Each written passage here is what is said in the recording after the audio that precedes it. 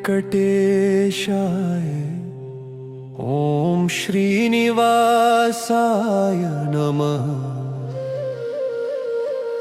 गोविंदा गोविंदा गोविंदा गोविंदा।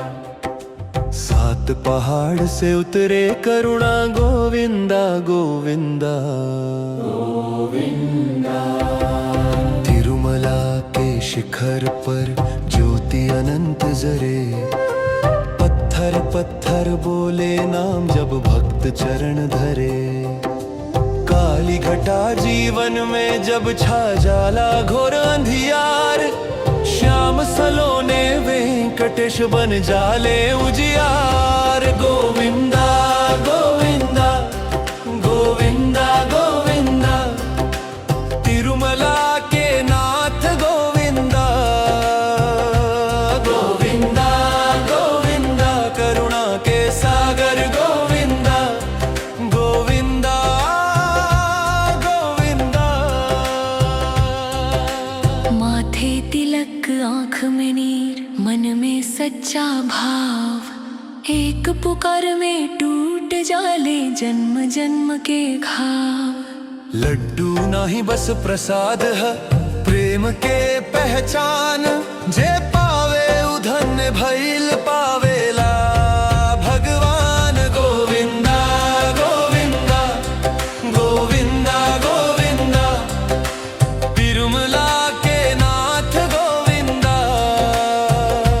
गोविंदा गोविंदा। करुणा के सागर गोविंदा गोविंदा गोविंदा। शंख चक्र के नाद में कांपे पापी प्राण, दीन दुखी के सांस में बसल बालाजी नाम। राजा हो या रंक कोई, सबके एक सहार। शरण में आवे जे कोई, ओ करे बेड़ा पार। गोविंदा गोविंदा गोविंदा गोविंदा। तिरुमला के नाथ गोविंदा गोविंदा गोविंदा। करुणा के सागर गोविंदा गोविंदा गोविंदा। नाक खोजे सोना चांदी, ना मन चाहे मान। एक झलक वेंकटेश के मिट जाला अभिमान। गोविंदा गोविंदा गोविंदा गोविंदा। तिरुमला के नाथ गोविंदा।